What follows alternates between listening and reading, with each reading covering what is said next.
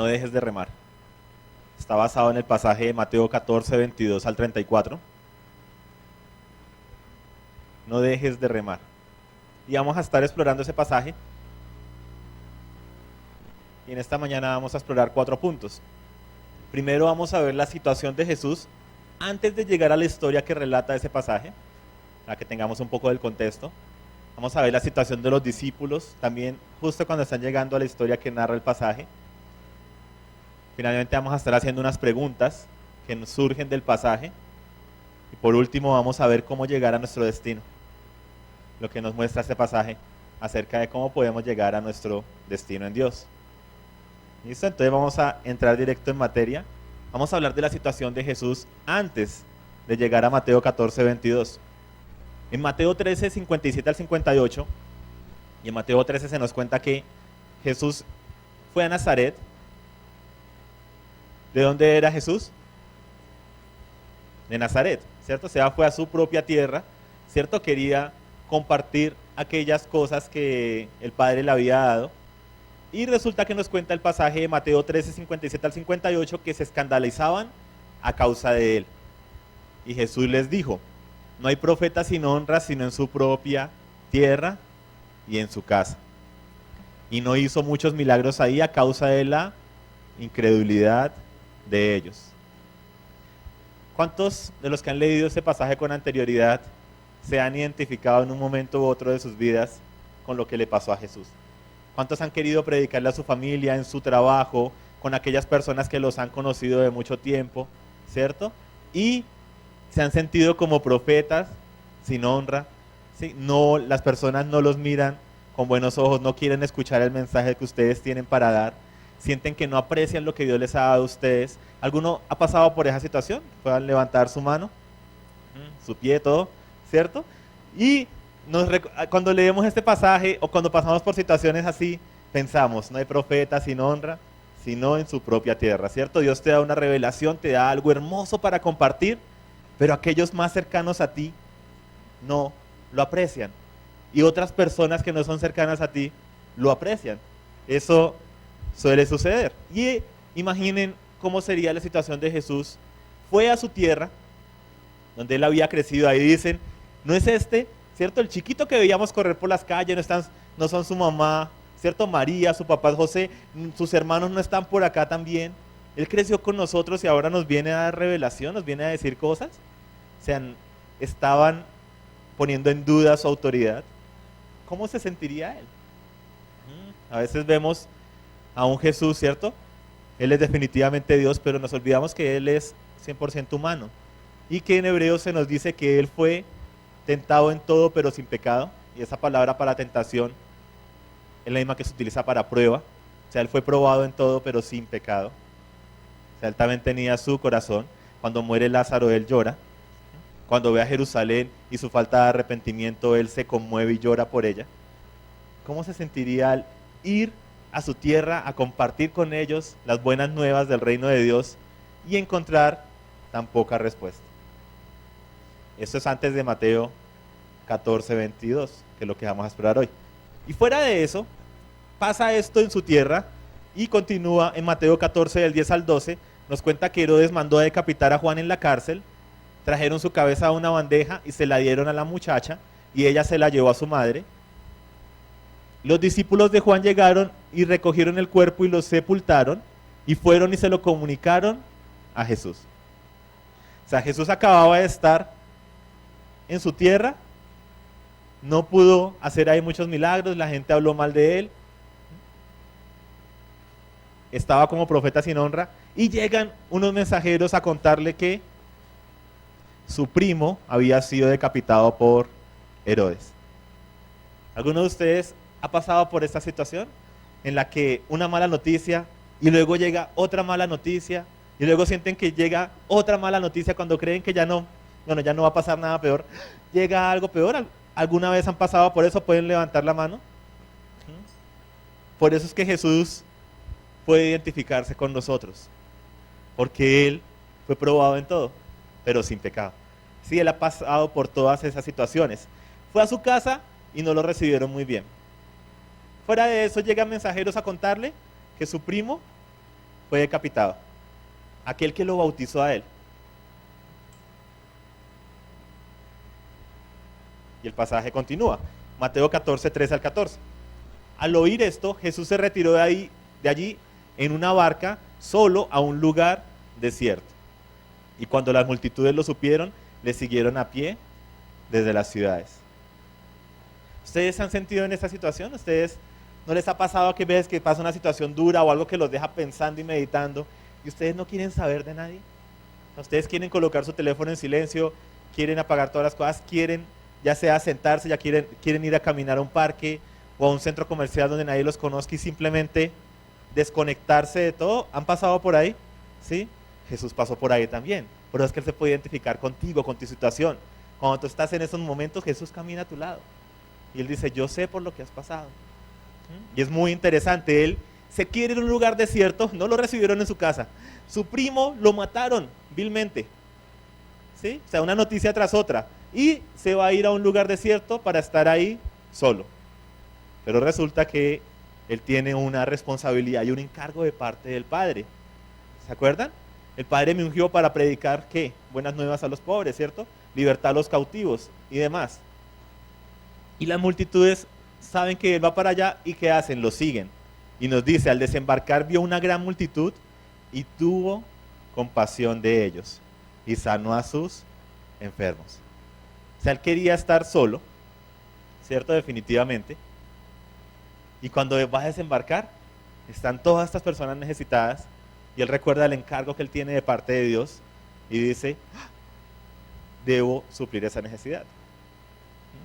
A pesar de que Él quería estar solo, de que ha pasado por una situación difícil en su casa, de que mataron a su primo, de que Él quería un tiempo aparte a solas y no lo ha podido tener, igual Él tiene compasión y atiende, hace la obra que el Padre lo ha llamado a hacer.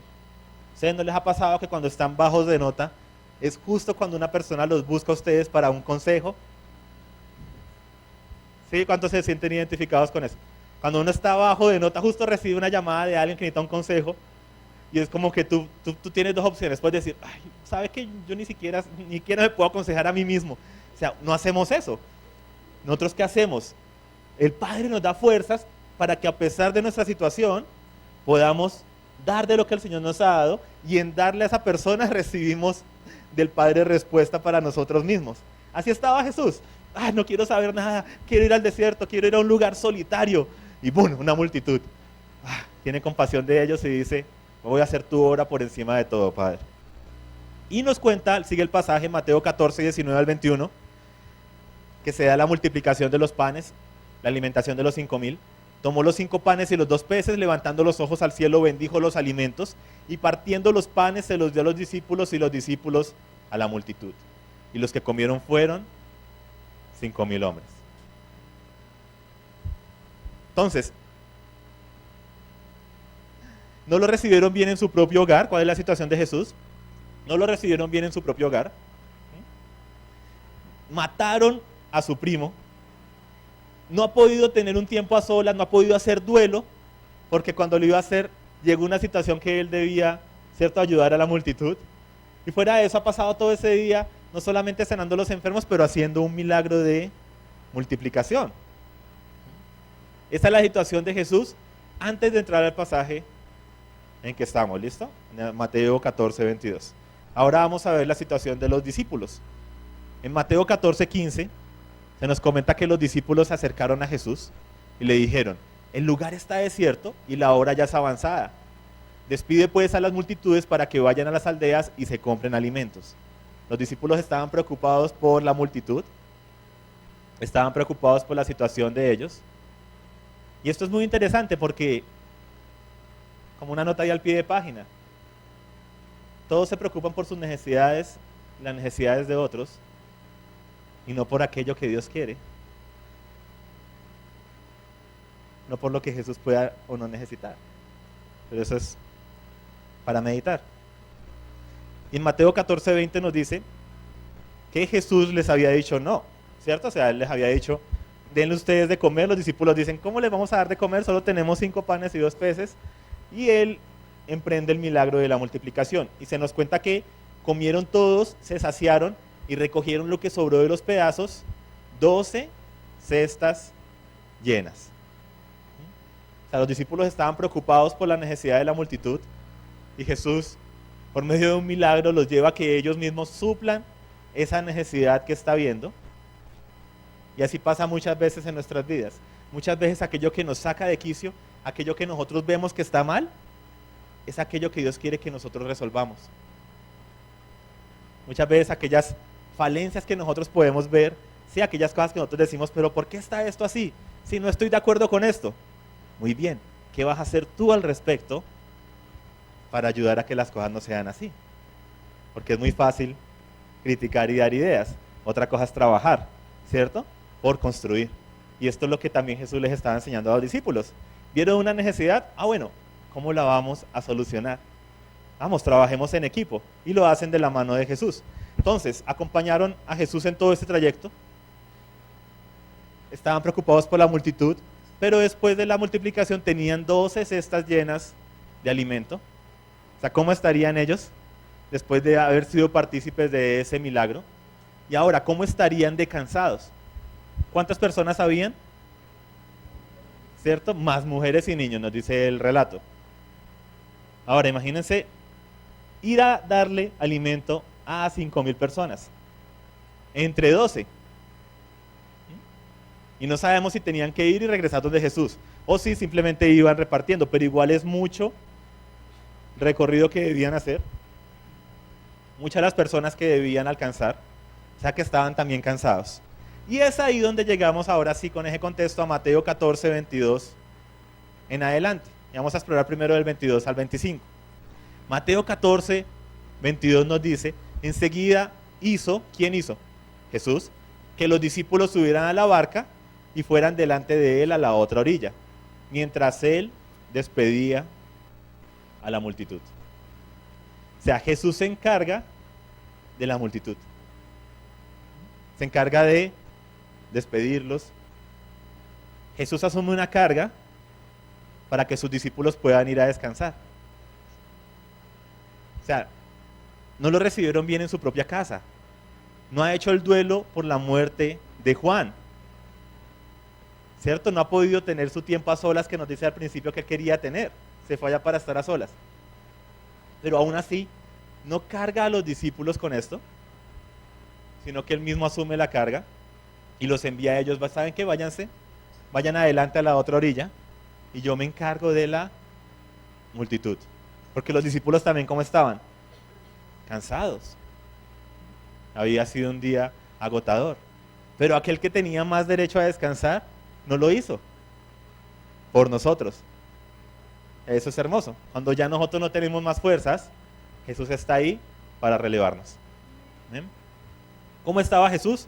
Cansado, pero aún así, por amor, asume la carga. Ahora, sin despedir a 5,000 personas. No es como que, bueno, chao, adiós, váyanse, que están esperando la bendición final. O sea, no es echarlos de esa manera, ¿cierto? Jesús no es así. ¿Ustedes cómo se lo imaginan? ¿Cuántas personas no se acercaron a él antes de irse para decir, ay Jesús, venga, ¿puedo orar por tal cosa? No, mire que en mi casa tal otra, ¿sí? Y son 5,000, más de 5,000 personas que él debe atender hasta que cada uno de ellos se vaya. Unos irán, sí, como que wow, eso estuvo espectacular y se van. Pero muchos otros aún tienen preguntas, dudas, aún tienen una situación que quisieran que él orara por ellos. Y Jesús se queda ahí, a pesar de su carga emocional y demás, él continúa dando, él siempre da la milla extra. Por eso nos llama a nosotros a seguir sus pisadas. Pero ¿cómo estaban por otro lado los discípulos? Los discípulos, ¿cómo los imaginan? Tienen 12 cestas llenas de comida y están cansados, pero fueron partícipes de un milagro asombroso. O sea, ¿qué hacemos nosotros cuando pasamos por una situación así gloriosa, ¿sí? En equipo y demás, y pasa algo, pasa un servicio, lo que sea, decimos, wow, mira lo que pasó, y cuando tú dijiste tal cosa, yo me los imagino a ellos hablando. Sí, ¿recuerdas? Yo creí que se me iba a acabar el pan y no se acababa, ¿sí? Y yo seguía sacando no sé cómo, imagínenlos a ellos hablando, felices, subiéndose a la barca, cansados, agotados, pero contentos. Tenían 12 cestas llenas de comida, ¿sí? Una para cada uno, ahí se harían bromas el uno al otro, ojo Pedro, no se la coma toda de una, ¿no? Y demás. Yo me los imagino así, y se van a cumplir la orden que les había encargado Jesús. Y el pasaje continúa en el versículo 23. Después de despedir a la multitud, Jesús subió a solas para orar, y al anochecer estaba allí solo. No lo habían recibido bien en su propia tierra, mataron a su primo, no ha podido descansar, no ha podido tener un tiempo a solas porque llegó la multitud y demás, ha pasado todo el día haciendo milagros y demás, está también agotado. ¿Y cómo reposa Jesús? Orando. Es hermoso, o sea, él va y se descarga con su Padre. Por fin puede tener ese tiempo a solas. ¿Y qué es lo primero que hace? Va al monte a orar. Sí, está agotado, pero él encuentra su reposo en el Padre.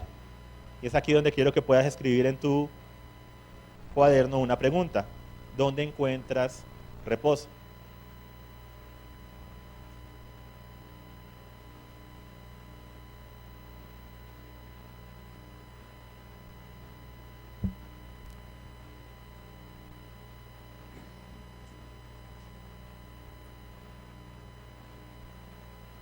¿Dónde encuentras reposo? ¿Dónde encuentras descanso? ¿Dónde te desahogas de aquellas cosas que te están aquejando? Muchas veces nosotros es más fácil desahogarnos con las personas que nos rodean, con nuestro cónyuge, en nuestro hogar.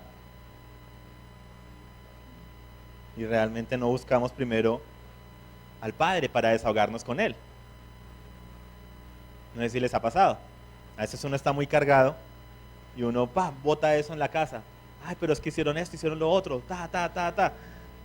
en vez de soltarlo delante del Padre primero, para que Él te dé otra perspectiva de las cosas.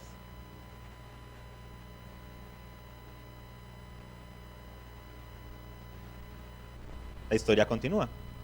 En Marcos 14:24, la barca estaba ya a muchos estadios de tierra y era azotada por las olas, porque el viento era contrario. O sea, ellos han seguido en la barca y muchos estadios, quiere decir, un estadio son 180 metros aproximadamente. Entonces muchos estadios son, multipliquen lo que se les ocurra por 180 metros. Era azotada por las olas con el viento, ¿qué? En contra. Pero ellos continuaban. O sea, ellos no habían llegado a su destino, pero ellos continuaban. O sea, este pasaje a mí me cautiva mucho cuando lo leo, porque yo digo, ¿por qué no se devolvieron? O sea, yo tiendo a procurar ser muy práctico en las cosas. ¿Sí? Entonces, como que no lo puedes hacer ahora, bueno, no importa, hazlo mañana en la mañana a primera hora. ¿Sí? O sea, entonces yo soy muy práctico, entonces yo pienso, el viento está contrario, o sea, no está la situación para pasar a la otra orilla. Y no hay prisa de hacerlo. ¿Por qué no se devuelven, descansan, esperan a que la marea baje y lo intentan de nuevo? Porque Jesús les había dicho que pasaran a la otra orilla. O sea, ellos estaban obedeciendo lo que Jesús había dicho. ¿Jesús qué les había dicho? Adelántense en la otra orilla. En Marcos 6, que tiene el mismo pasaje, nos aclara un poco más la manera en que el griego está escrito, de que Jesús da la orden. Es como si los tuvo que obligar, porque obviamente ellos no querían dejar a su maestro solo. Y Él les ordena, vayan a la otra orilla. Y ellos lo hacen a pesar de que la situación y la circunstancia están en contra.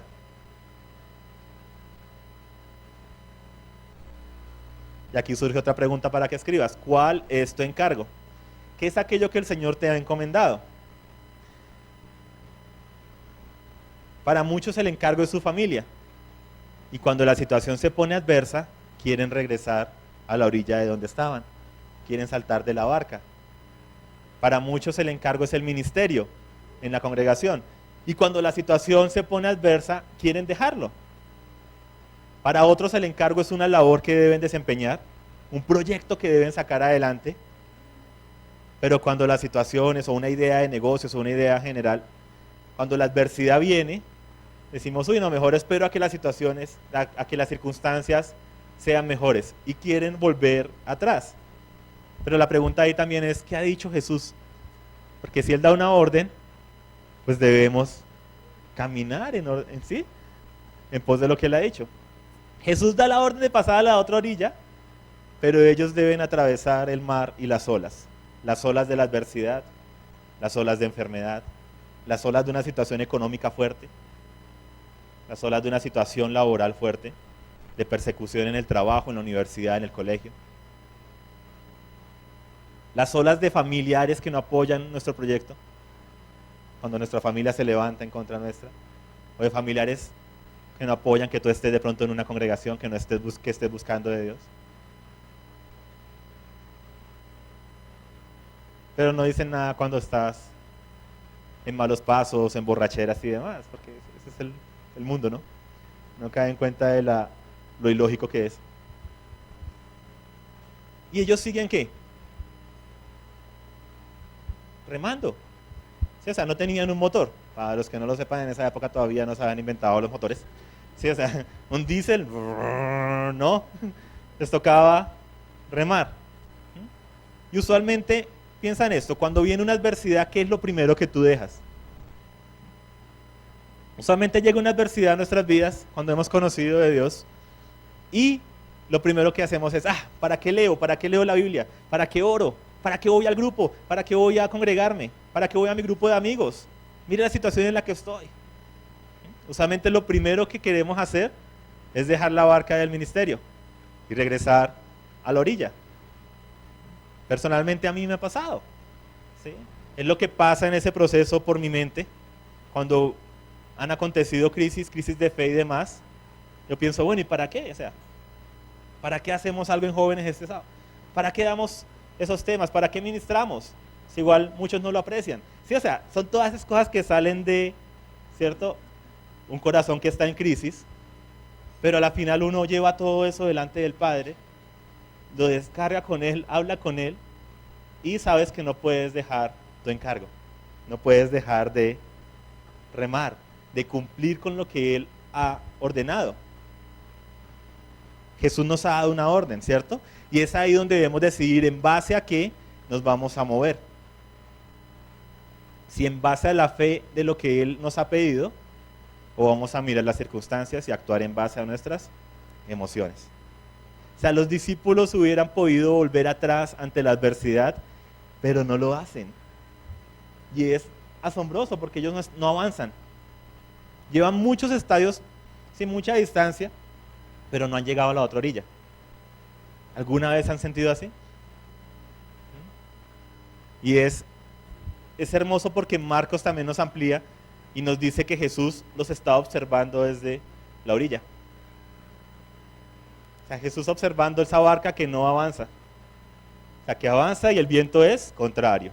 Y avanza y el viento es contrario. Y avanza y las olas la quieren hundir.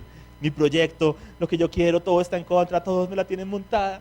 ¿Sí? ¿Se sienten identificados? Bueno, así es como yo digo las cosas. Porque sí, yo soy todo así emocional. ¿Sí? Lo digo de mí mismo. Y no avanzan.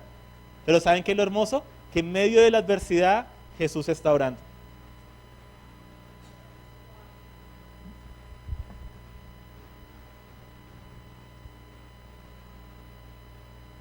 Ahora, ayúdenme con esto. Ellos están remando. ¿Cómo remarían ustedes? A ver, todos, asegúrense de que la persona que está al lado también esté haciendo el ridículo, que diga, esté acompañándolo remando como usted. A ver, todos remando. A ver, ¿cómo remarías? Pregúntale, a ver, el cumpleañero, ¿no? ¿Cómo remarías tú? ¿Sí? Muy bien, ¿cómo remaríamos? A ver, háganlo un rato, no dejen de hacerlo. A ver, ¿cómo remarían? Vamos.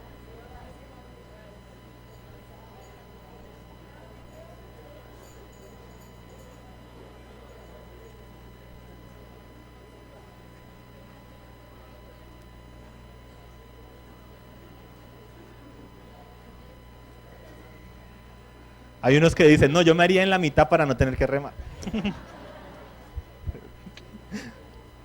No, yo estoy aquí cuidando las cestas de comida, hermanos. Remen ustedes. Ahora imaginen hacer eso durante más de 9 horas.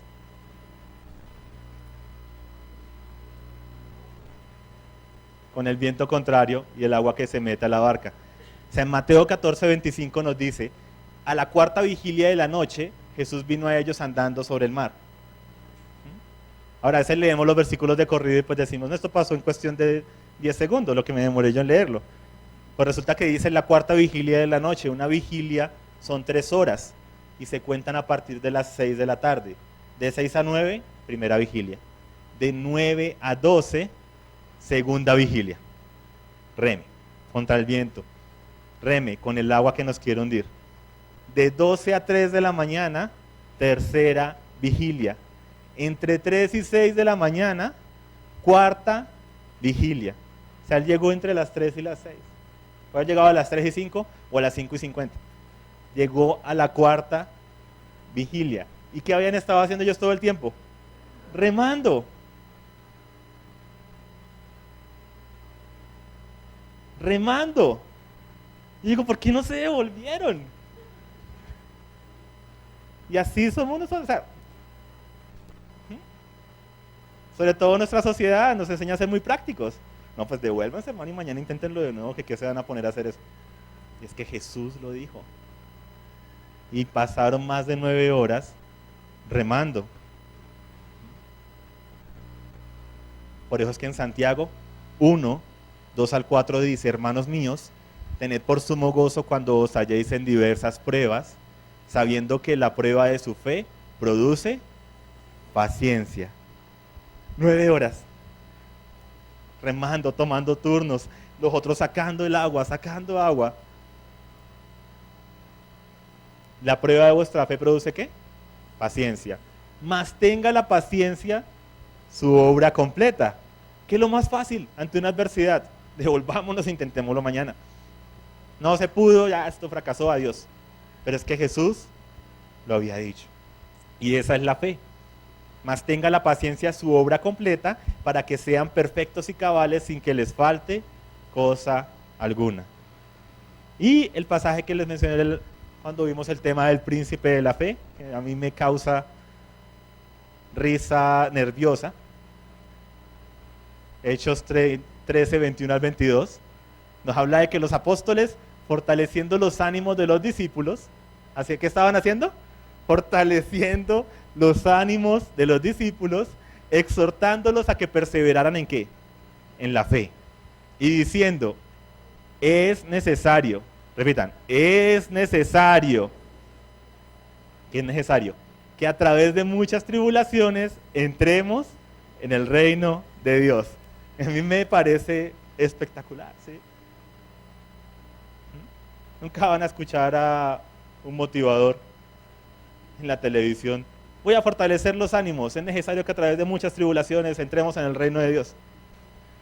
Y es hermoso este pasaje. Por eso es que me da risa nerviosa. Porque digo, qué manera de fortalecer los ánimos. ¿Sí? Porque esa es la fe. La fe está diseñada para la oscuridad, no para el día. La fe está diseñada para la hora más oscura. La fe está diseñada para la tormenta más fuerte. Esa es la fe. Está diseñada para los momentos en que parece que no hay salida. Esa es la fe. Es una certeza. Y la pregunta que quiero que puedan hacerse y anotar es, ¿cuánto tiempo llevas remando?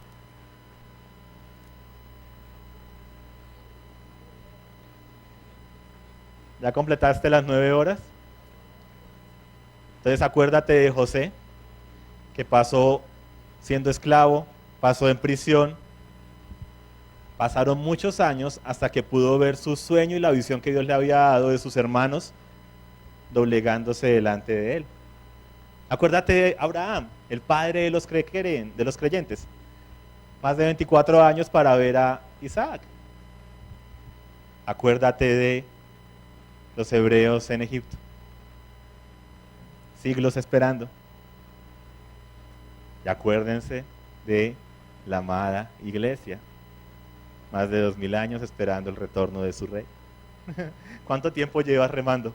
¿Saben cómo somos nosotros en nuestra generación, toda microondas? Señor, por favor, quita esa situación. Ah, sí, ve, nos sirve orar. así somos nosotros. ¿Sí? ¿Cuánto tiempo llevas remando? Y esto es hermoso. Miren, no dejes de remar, porque cuando menos pienses, Jesús aparecerá. Porque el pasaje, gracias a Dios, continúa. ¿Qué tal donde cortáramos aquí? Y bueno, hermanos, que les vaya bien allá en la mitad del mar. Hasta luego. Gracias a Dios el pasaje continúa, amén. Hay esperanza. Y ahí es donde entramos al cuarto punto, ¿cómo llegar a nuestro destino? Y la pregunta que yo quiero hacer es, ¿por qué los discípulos no llegaban a su destino? O sea, el viaje era corto. ¿Por qué los discípulos más de 9 horas remando y no llegaban a su destino? Por el viento, por las olas, o sea, las circunstancias, por el cansancio, ¿cierto? La situación que ya hemos visto. Ahora, remar 9 horas después de pasar todo un día de milagros, de repartir alimentos y demás. Y de haber hecho otro viaje para llegar hasta ahí a ese lugar desierto y justo encontrarse con la multitud. ¿Pero qué más? La oscuridad. Muy bien, ¿qué más? Más de 9 horas remando, ¿cierto? Y no llegaban a su destino. Y estaban intentando cumplir la orden de quién. O sea, a ellos se les había ocurrido, oiga, vamos allá a la playa allá a solearnos. O sea, ¿quién les había dicho vayan? Jesús. Y Jesús dio la orden y todo lo que se encuentran. Lo estaban haciendo a su manera, ¿cierto? En sus fuerzas. Algo muy interesante. Los discípulos estaban intentando cumplir la orden de Jesús sin Jesús. ¿Quién faltaba en esa barca? Jesús. Y así nos pasa muchas veces. Intentamos cumplir una orden que Dios ha dado sin Él. Hagan esto. Ah, bueno, chao, Señor. ¡Fua! Y nos lanzamos y todo. Y nos preguntamos, ¿por qué no avanzamos? La pregunta que debemos hacernos es, ¿en quién estás confiando? O sea, ellos estaban gozosos por el milagro y todo. Sí, tenían las cestas de alimento y demás. Sí, dijeron, listo, vamos allá a la otra orilla. Eso va a ser rápido, sin complicaciones. Pero la fe no es para los tiempos buenos. La fe es para la oscuridad. Y la barca, viéndolo desde otro punto de vista, representa los métodos, aquello en lo que yo coloco mi confianza. Algunos se atreven a tomar un paso de fe, pero porque saben que a la final, listo, voy a abrir este negocio y voy a invertir ahí este dinero, porque bueno, si algo llega a salir mal, tengo a mi tío, mi tía que tiene dinero y me puede prestar y ayudar a cubrir eso. Entonces no es, ¿sí me hago entender? O sea, no es un acto de fe confiando en la provisión de Dios, sino que yo tengo mi plan B. Voy a tomar este acto de fe, bueno, porque igual, si algo llega a salir mal, sí, tengo este negocio, tengo estos ahorros, y eso no es fe, porque la fe, como hemos visto, es descansar completamente ¿en quién? En Dios, ¿cierto? No en nuestras propias fuerzas. Otros confían en sus amigos, en las circunstancias. Bueno, cualquier cosa, este amigo me va a ayudar, cualquier cosa, esta persona me va a ayudar. Y ahí no estamos practicando realmente la fe, ¿sí? Porque la fe es depositarla completamente en Dios. Ahí tenemos un buen plan y una buena estrategia, definitivamente. Y el Señor nos dice, planeen, ¿cierto? Tengan estrategias y demás. Pero la fe es para esos momentos en los que no hay plan B. Otros confían en métodos, en seminarios que han tomado, en ciertas claves para el éxito, incluso en principios bíblicos. Listo, hago estos 3 principios y sale. Y no están colocando su confianza en Dios. Y luego se preguntan, ¿por qué no funcionó? Hice la escuela, hice iniquidad, hice liberación, hice esto, lo otro, y sigo en las mismas. ¿En quién estás depositando tu confianza? ¿En el Dios de los principios o en los principios de Dios? Que hay una gran diferencia. Otros andan buscando lo que funciona en otro lugar. Aquel método que hizo que esa empresa o esas personas prosperaran, entonces yo quiero copiarme de eso y hacerlo. Y descansan en eso. Otros buscan la revelación del apóstol X, Y, Z para cambiar sus vidas. Y confían en eso, en las personas. No en el Dios de las personas. ¿Y cuál es el problema? Que estamos detrás de los métodos, del plan B, y por eso a veces no hay cambio. Por eso pareciera que remáramos y remáramos sin llegar a ninguna parte. Vamos de libro en libro porque este libro te va a cambiar la vida. No caemos en cuenta que es el Dios de la inspiración del libro el que puede cambiar nuestras vidas. Otros leen la Biblia y dicen, pero leí esto y ¿qué? No he visto cambio. Porque ponen su confianza en la letra y no en el Dios que inspiró la letra primero que todo. Muchos andan de escuela en escuela, remando,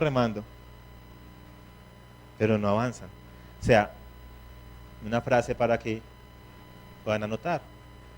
Se mueven mucho, pero no llegan a ningún lado.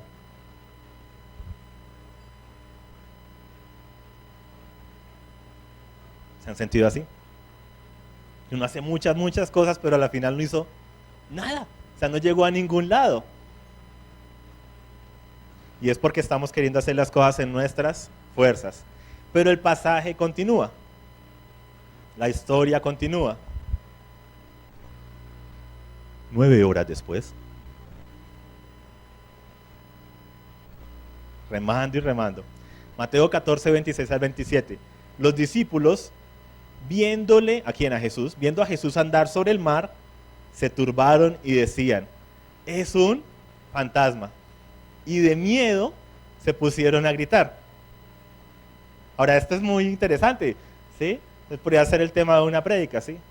12 pescadores gritando. ¿Sí? 12 fortachones gritando. ¿Cómo imaginan que ellos gritaron? A ver, escuchen el micrófono.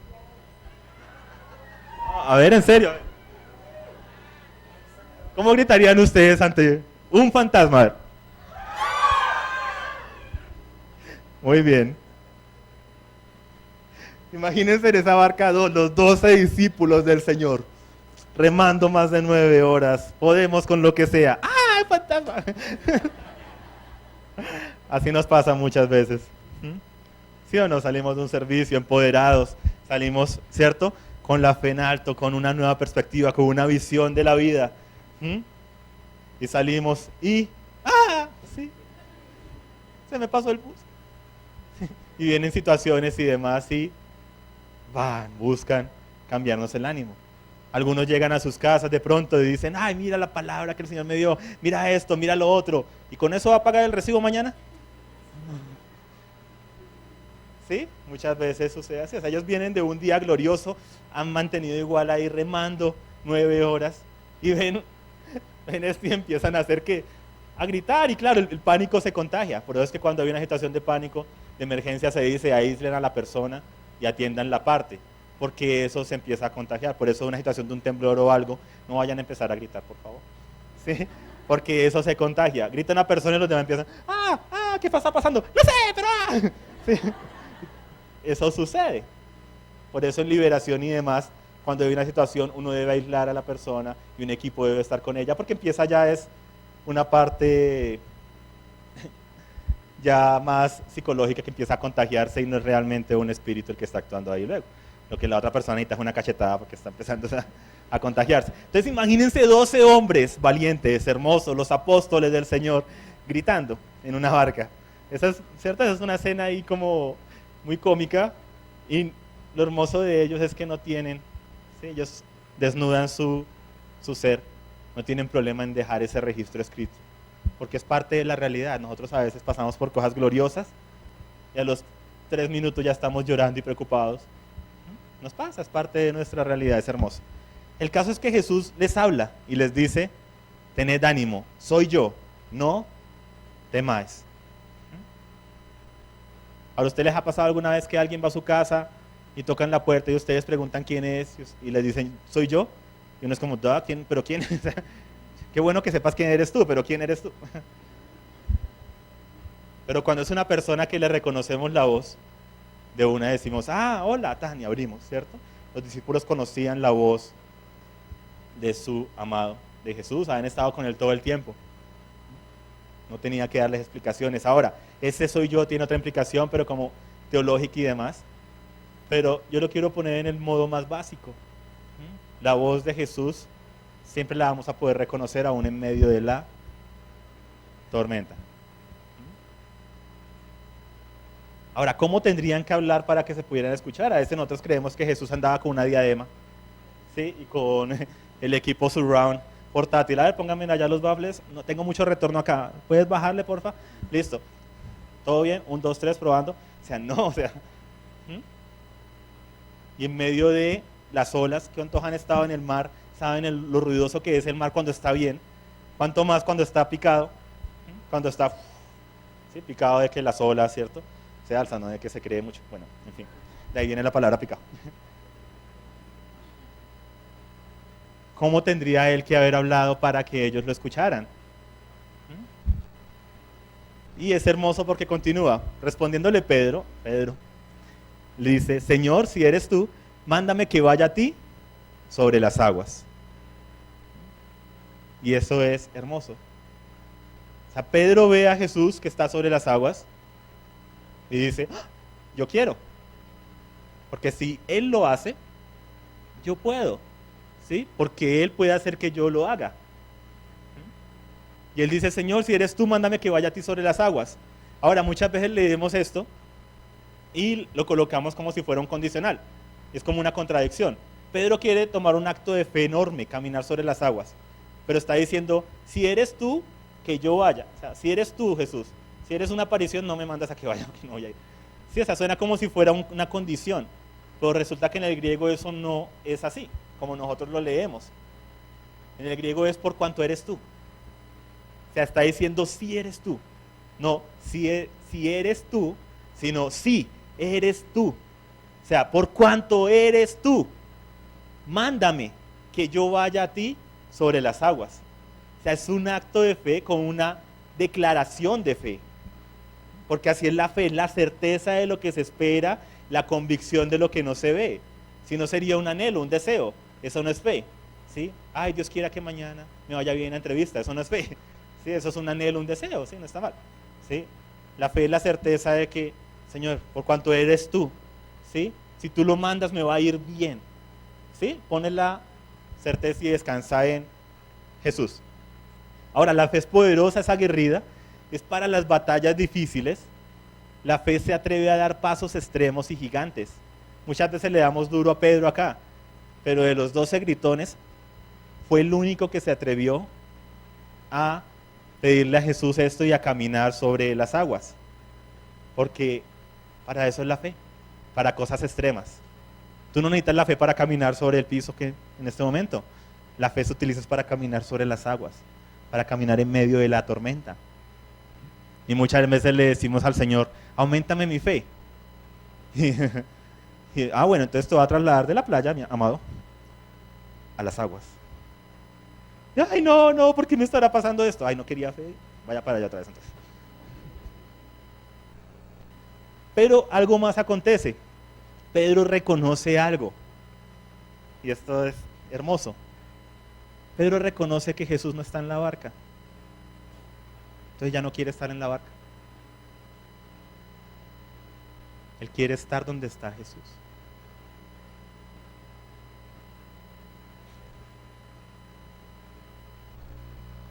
¿Por qué los discípulos no llegaban a su destino? Porque Jesús no estaba en la barca.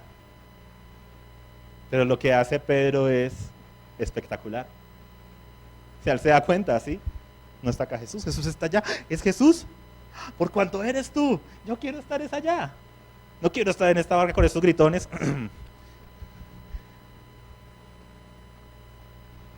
Y el pasaje continúa. Mateo 14, 28 al 29. Jesús, ¿cierto? Y él dice ahí, pero pues Jesús dijo, ven.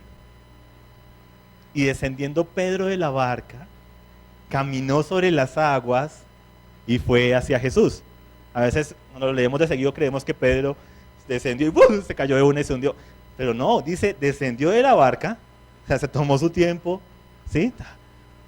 ¿Cierto? Se acomodó en el borde, desciende de la barca, ¡oh! Algo misterioso pasa, camina sobre las aguas y no empieza a caminar, está chévere esto. No, ¿fue hacia quién? hacia Jesús. El tema es, el centro es Jesús. ¿Sí? El centro de todo esto es Jesús. Y camina hacia Jesús. Y es hermoso.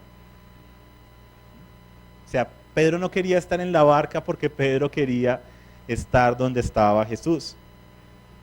Al darse cuenta que Jesús está cruzando el mar, así es la fe, quiere cruzar el mar. La fe quiere estar donde Jesús está, quiere hacer lo que Jesús está haciendo. Por eso es que Jesús decía, las obras que yo veo hacer al Padre, eso es lo que hago. Yo veo que el Padre se mueve, yo me muevo en lo que el Padre se mueve. La fe no confía en sus métodos, toma riesgos. No confía en las estrategias, confía en el Dios de las estrategias. No confía en lo que funciona en otro lugar. Busca qué es lo que Dios quiere hacer aquí y ahora. ¿Sí? Se mete en el corazón del Señor y da pasos arriesgados, porque tiene un Dios arriesgado, un Dios poderoso que controla todas las cosas. Esa es la fe. Y no es incertidumbre. Bueno, voy a dar este pasito a ver si no me hundo. No, es la certeza de lo que Dios ha dicho. Y esto es hermoso. Ahora, ¿qué es lo hermoso de esto? Porque a veces decimos la fe es arriesgada y demás, pero ¿qué es lo hermoso de esto? Pedro no se lanza hasta que Jesús le dice ven. Muchos dicen, bueno, yo voy a hacer esto y tú me tendrás que apoyar, Dios. Eso no es fe, solo es un niño rebelde. ¿Sí? La fe descansa en su padre y no se mueve si su padre no lo dice. Pero si su padre lo dice, no hay tormenta ni circunstancia que lo pueda detener a uno. ¿Amén? Sí, porque hay esos conceptos a veces que sacamos de fe que no son. No, yo voy a hacerlo y tú me tendrás que apoyar. Es problema tuyo, Señor. Eso no es fe. O sea, Pedro no dijo, lanzar y ayúdame, Jesús. No, dice, eres tú. Ay, si tú lo dices, yo voy a caminar contigo. Jesús dice, ven. Y ahí es cuando Pedro se pone súper feliz, se baja de la barca, ¿cierto? Y camina sobre las aguas. Esa es la fe. Y les regalo esta frase para que la puedan anotar. Pedro prefirió arriesgar el hundirse en las aguas donde estaba Jesús que continuar en una barca sin él. Pedro prefirió arriesgar el hundirse en las aguas donde estaba Jesús que continuar en una barca sin él. Dijo, aquí no está Jesús, ya no quiero estar acá. Jesús está allá en medio de esas olas y demás. Pues así me cueste lágrimas y la vida misma, yo quiero estar donde Jesús está. Si tú lo dices, yo estaré ahí. Ven. Y se lanzó, caminó y fue hacia Jesús. Porque la fe es para los momentos difíciles. La fe se mueve sobre las aguas, no sobre la tierra donde todo el mundo lo hace.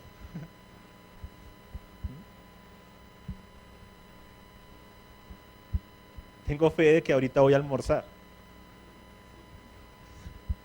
¿Cómo la tienes? No, porque tengo aquí plata, ahorita vamos a pedir un domicilio. Eso no es fe. ¿Sí? La fe es para aquel momento en que en la nevera no hay nada. Pero el Señor te dice, yo voy a proveerte. Y de repente en la congregación llega y te dice, mira, sentimos que tienes esta necesidad, toma este mercado. Un hermano llega y mira, y uno sabe que es de parte de él. Es hermoso. Mateo 14:30. Pero oyendo la fuerza del viento, tuvo miedo. ¿Quién? Pedro. Y empezando a hundirse, gritó, otra vez gritando. A ver, ¿cómo gritaría Pedro? Pero esos gritos, ustedes hacen unos gritos que harían en una comedia y no unos gritos que ustedes harían en la vida real. Y diciendo que, Señor, sálvame, ¿cierto? Ahora, de nuevo, a veces leemos eso y creemos que es todo, ¿cierto? Oh, Señor, ¿podrías salvarme?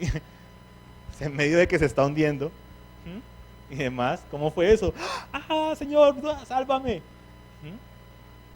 Ahora, ¿por qué se comenzó a hundir Pedro?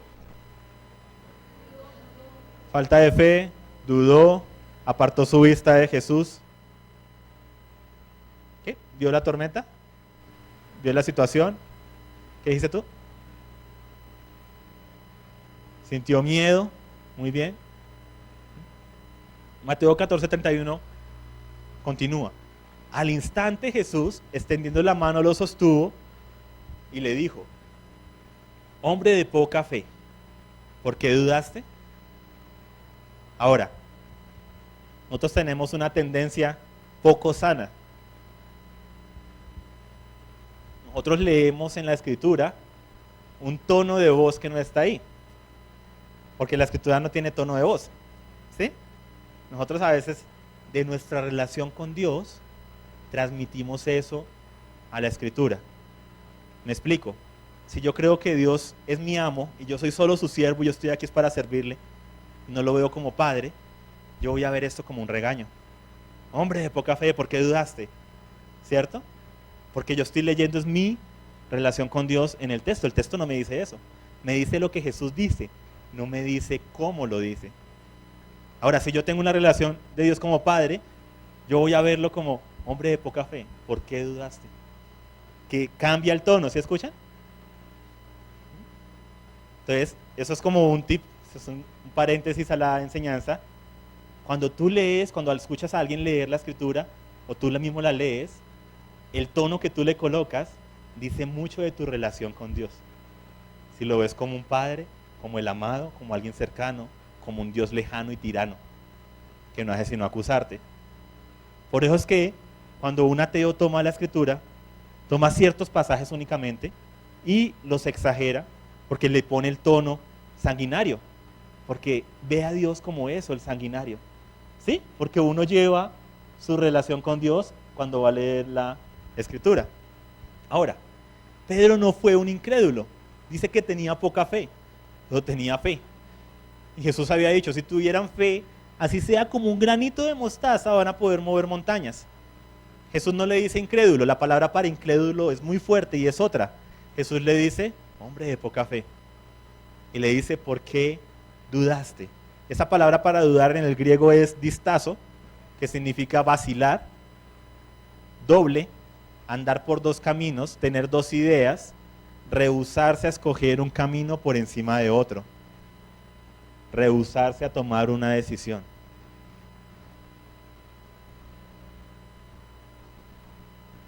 O sea, Pedro se hundió porque tuvo división. No podía tener sus ojos en Jesús y en las circunstancias al mismo tiempo. La fe está diseñada para descansar completamente en Jesús. Por eso en Hebreos 12 se nos dice que puesto los ojos en Jesús. Y aquí nos dice, ¿cierto? En el pasaje anterior, que él tuvo miedo. Pedro se hundió porque tuvo miedo y el miedo es falta de confianza en Dios. Miedo es otra manera de decir duda. El miedo es la antítesis de la fe, porque la fe cree en Dios. El miedo me lleva a dudar. Piénsenlo por un momento. Todo temor es falta de confianza en Dios.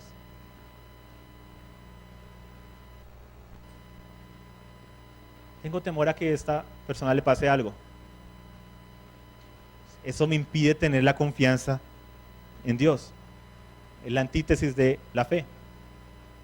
Por eso en primera de Juan 4:18 nos dice, en el amor no hay temor, sino que el perfecto amor echa fuera el temor. Porque el temor lleva en sí castigo, de donde el que teme no ha sido perfeccionado en el amor. Pedro se hundió porque dejó de poner sus ojos en Jesús. La fe debe colocar siempre los ojos en Jesús. La fe no puede tener sus ojos en Jesús y en las circunstancias al mismo tiempo. Porque si ven que la palabra dudaste es tener doble visión, dos caminos, es vacilar. La fe no vacila. O tienes tus ojos puestos en Jesús o en las circunstancias, no puedes ver visco. ¿Sí? O sea, la fe no puede hacer eso. Y por eso en Hebreos 12:2 nos dice, puesto los ojos en Jesús, el autor y consumador de la fe. Ahora, ¿qué es lo hermoso de todo esto? Algo que a mí me da muy fuerte. En el Salmo 37:24 dice, cuando el hombre cayere no quedará postrado, porque el Señor sostiene su mano. Pedro le dice al Señor, por cuanto eres tú, dime que yo vaya sobre las aguas. El Señor le dice, ven. Y en base a eso, Pedro se baja de la barca, camina y se dirige hacia Jesús. pero tiene un momento de duda. ¿Cuántos han pasado por eso? Tienen un momento de, wow, sí, voy a caminar sobre las aguas y voy a tomar esa situación y voy a caminar puestos los ojos en Jesús, ¿cierto? Pero llega el recibo, llega la llamada, llega una cuenta, llega lo demás y empezamos a, ¿cierto? Se nos empieza a caer todo, a desmoronar todo, empezamos a hundirnos. Jesús, Pedro, duda. ¿Y saben qué hace Jesús? Sí, por dudar. ¿Qué haríamos nosotros? Desafortunadamente muchos tendemos a hacer así. Eso le pasa por meterse en eso. Yo dije que no lo hiciera.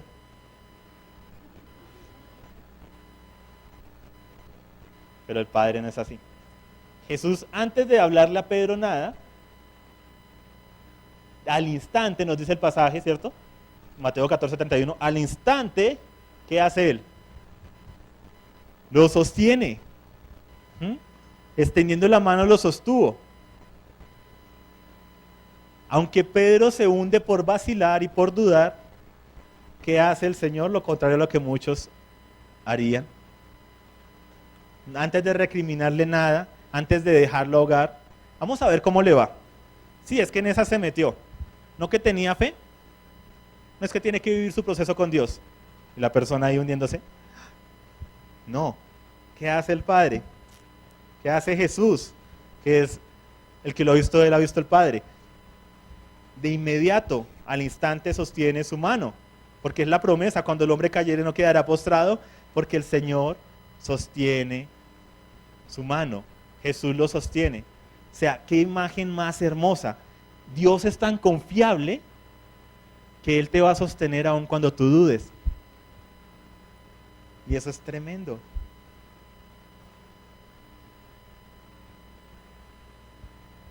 O sea, Dios es tan confiable que Él no te va a sostener mientras tienes la fe. Él te va a sostener precisamente en el momento en que más lo necesitas. Así seas tú el causante de la situación.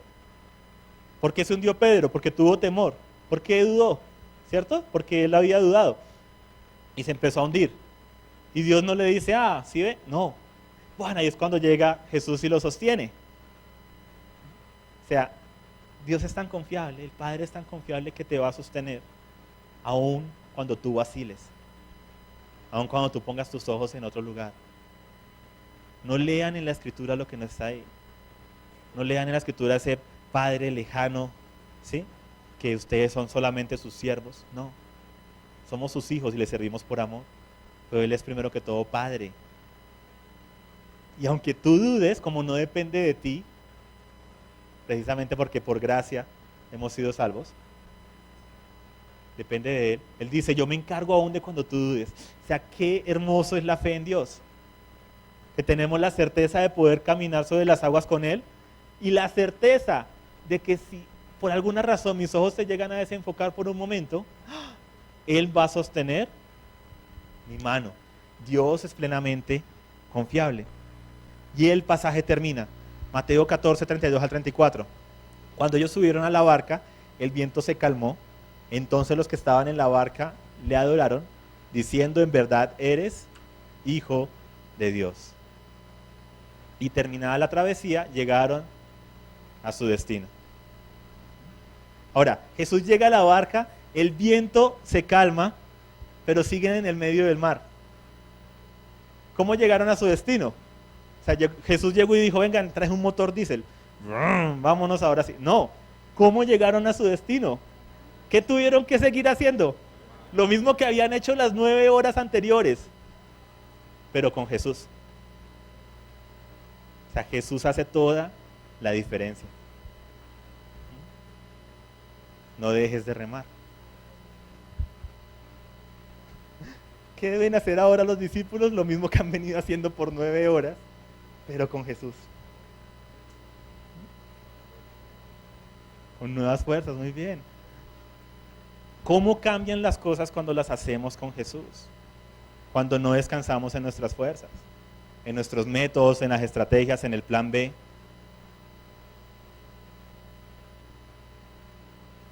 Cuando no son nuestros planes, pero descansamos en lo que Él ha prometido.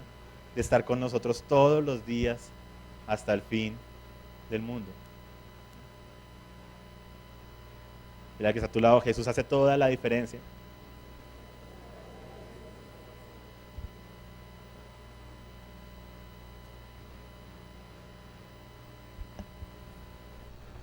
Entonces, para terminar, no dejes de remar, pero asegúrate de que Jesús está en la barca. Porque Él hace toda la diferencia.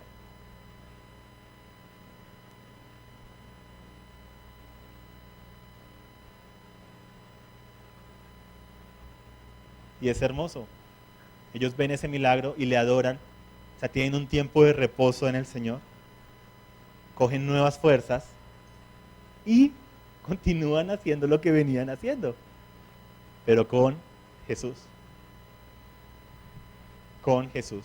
En Juan 13:33 dice, Juan 16:33 dice, estas cosas les he hablado, está hablando Jesús, para que en mí tengan paz. En el mundo van a tener tribulación, pero confíen, yo he vencido al mundo.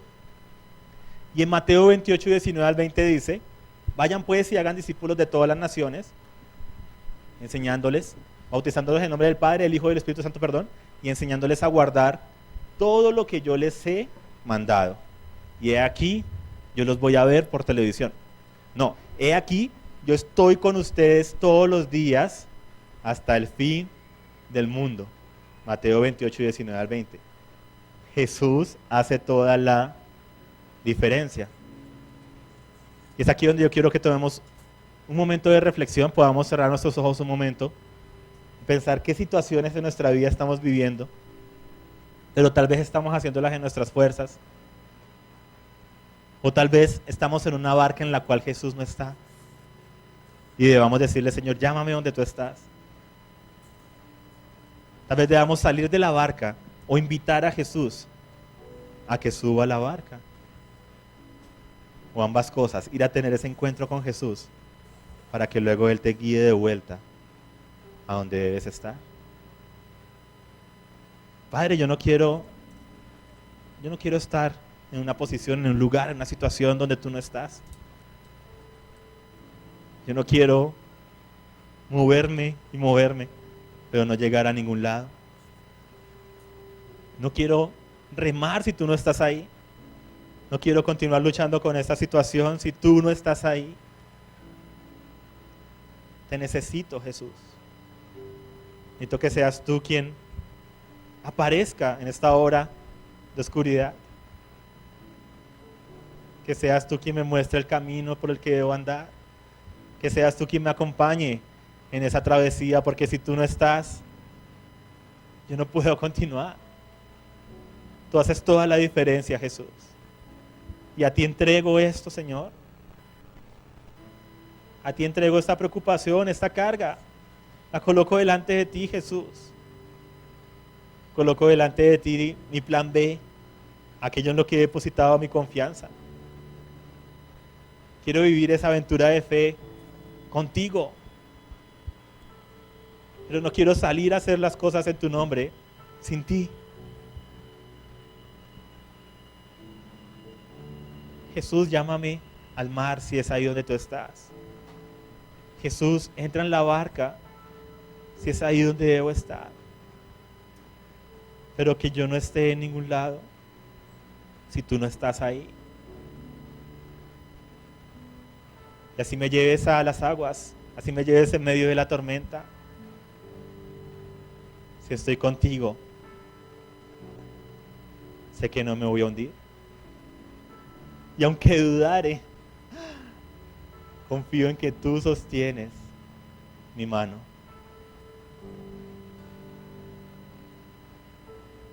Quiero invitarlos a que podamos hacer lo que los discípulos hicieron en el último pasaje. Coloquémonos sobre nuestros pies. Vamos a cerrar con esta canción, a adorar con esta canción, que es muy significativa la letra. Yo sé que la van a orar, porque está escrita para este pasaje. Es hermosa, es preciosa.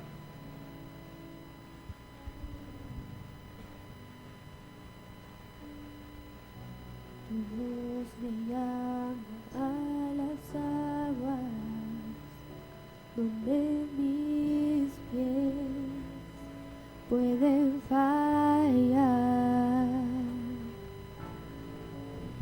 Ahí te encuentro en lo incierto, caminaré sobre el mar.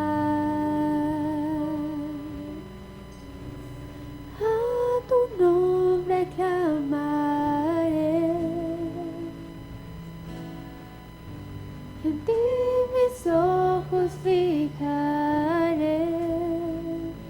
En tempestad descansaré en tu poder, pues tuyo soy hasta el final.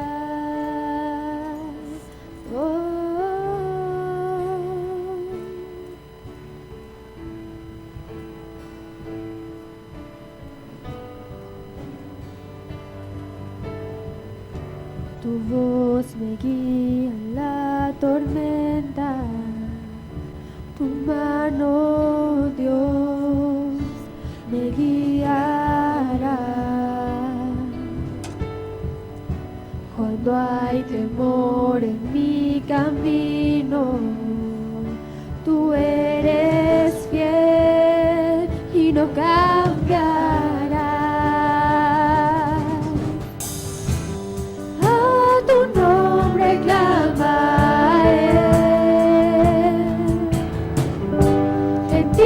Mis ojos fijaré, en tempestad descansaré en tu poder, pues tuyo soy hasta el final.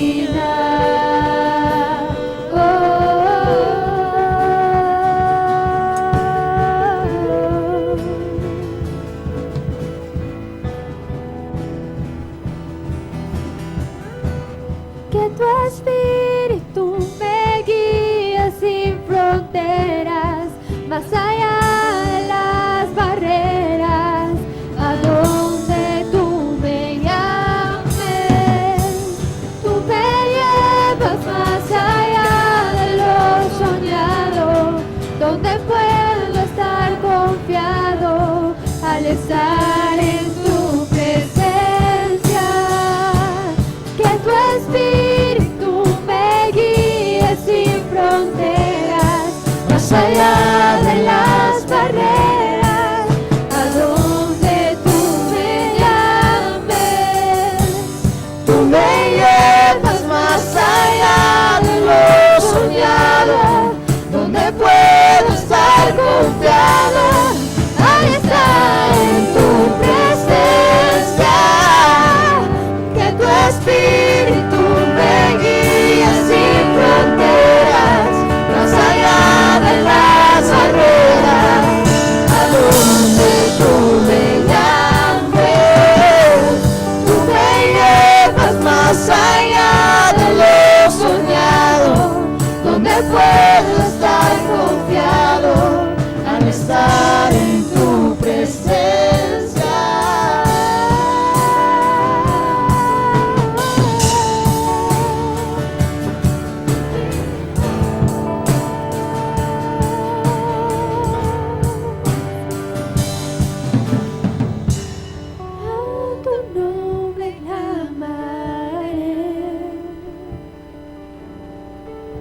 En ti mis ojos fijaré, en tempestad descansaré en tu poder, pues tuyo soy hasta el final.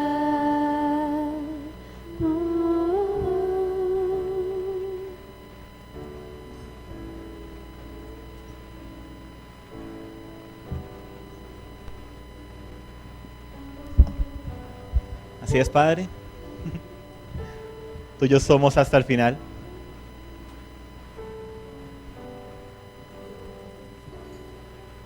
Yo quiero decirte que no dejes de remar, pero asegúrate de que Jesús esté en la barca Damos gracias a Dios por la oportunidad que te dio de escuchar esta enseñanza. Te recordamos que puedes conectarte con nosotros por medio de nuestra página en Facebook, entrando y dando clic en me gusta, www.facebook.com/el plan de las edades. También te invitamos a descargar las enseñanzas en formato MP3 desde nuestra página web, elplandelasedades.com. Ahí también encontrarás nuestro blog. Te invitamos a leer los artículos que publicamos periódicamente totalmente gratis. Puedes entrar por medio de vivimosparati.com. Y si aún no conoces nuestros miniclips, te invitamos a hacerlo entrando a miniclips.elplandelasedades.com. Por último, te invito a que nos sigas en Twitter. Nuestro usuario es @vivimosparati. Hoy más que nunca levantamos un clamor por una generación que viva lo que cree. El caminar con Dios no se trata de hacerlo partícipe de nuestra historia. Se trata de que Dios nos hace partícipes de su historia, porque todo fue creado por Él y para Él. A Jesucristo sea toda la honra, el honor, la alabanza y el poder, por los siglos de los siglos.